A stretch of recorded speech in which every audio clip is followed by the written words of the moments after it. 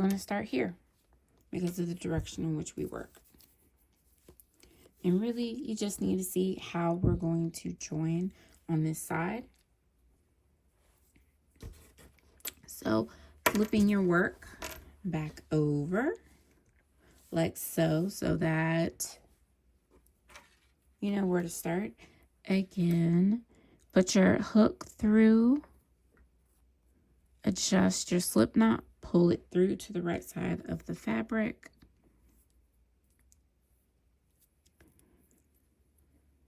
Tunisian simple stitch, yarn over, skip the next stitch, and then continue in the pattern until you get to the end of the first row. And make sure you work in the right spot. So this is the last stitch. You are going to work into that last stitch, yarn over. And this is like the end stitch. You can just go through the chain, pull through the chain and the first loop on the hook, and then yarn over, pull through 2, yarn over, pull through 2 to finish your pass. So this replaces the chain 1. Forward pass, continuing in pattern.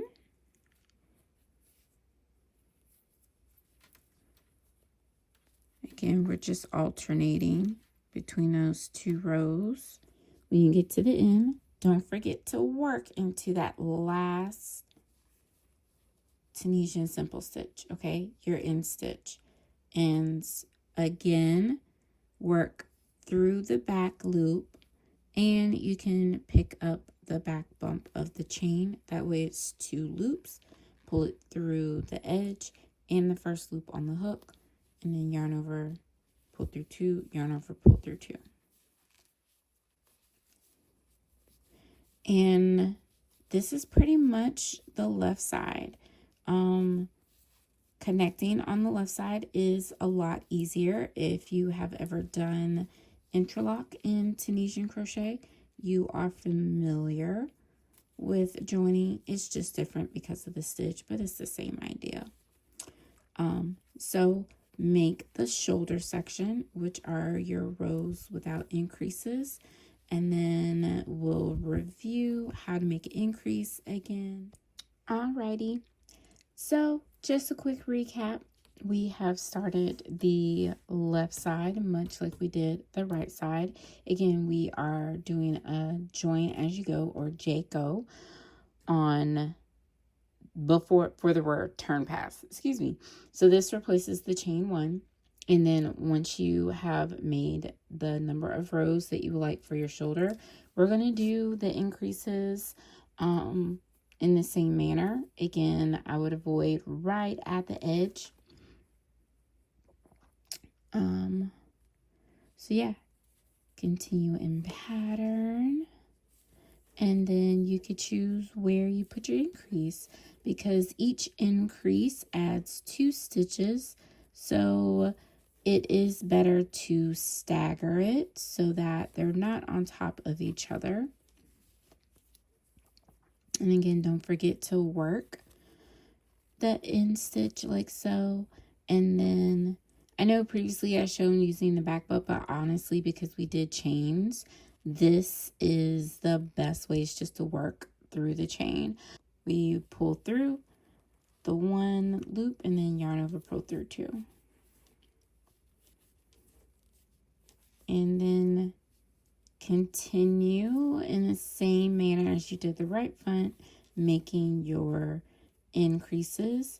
For the sample I'm doing, that's an increase, 1 increase, which adds 2 stitches, as you see the increase here. And then I do a row without an increase. So definitely refer to the pattern, because it could be 2, it could be 3, it could be 4 in between of when you make the increases. Keep working on it, and we'll come back together to check in on your progress. So quick recap as we did for the right sleeve when it comes to the left sleeve. And once you have your front section, you get to the end of the row. I've already clipped the sleeve. I'm going to start here because this is where we start the sleeve. So I'm going to continue right there. And then you'll continue to work down. And when you finish that part, we will then move on to making the length. There we go.